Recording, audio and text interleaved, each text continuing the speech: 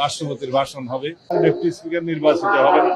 তার পরবর্তীতে সংসদের বিধি মোতাবেক যে সমস্ত স্পিকার এবং ডেপুটি স্পিকারকে শপথ গ্রহণ করাবেন রাষ্ট্রপতি, এরপরে আবার অধিবেশন বসবে। এই অধিবেশনে প্রথমে সভাপতি মণ্ডলীর প্যানেল ঘোষণা করা হবে, তারপরে সুপ্রস্তাব আসবে, সুপ্রস্তাবের উপর আলোচনা হবে, তারপরে সংসদে যে সমস্ত অর্ডিন্যান্স গুলো প্লেস করার কথা, উত্থাপন করার কথা 133টি অধ্যাদেশ আইনমন্ত্রী উত্থাপন করবেন এবং এরপরে রাষ্ট্রপতির ভাষণ হবে।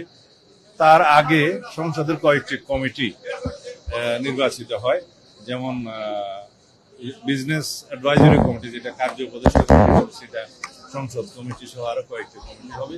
রাষ্ট্রপতির ভাষণের পরে সেদিন মুলতবি হবে।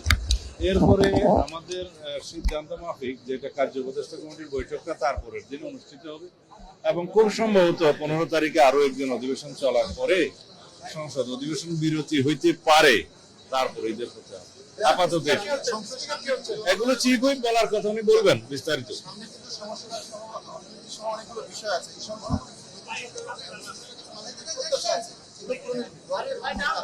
সব জাতীয় সংসদ অধিবেশন বসুক, তারপরে জনপ্রত্যাশা নিয়ে আমরা কথা বলবো এবং শহীদের আকাঙ্ক্ষা পূরণের জন্য আমরা কথা বলবো এবং সমস্ত কিছু জুলাই জাতীয় সনদে যা কিছু আমরা সম্মত হয়েছি সবকিছু আমরা ধারণ করবো ইনশাআল্লাহ।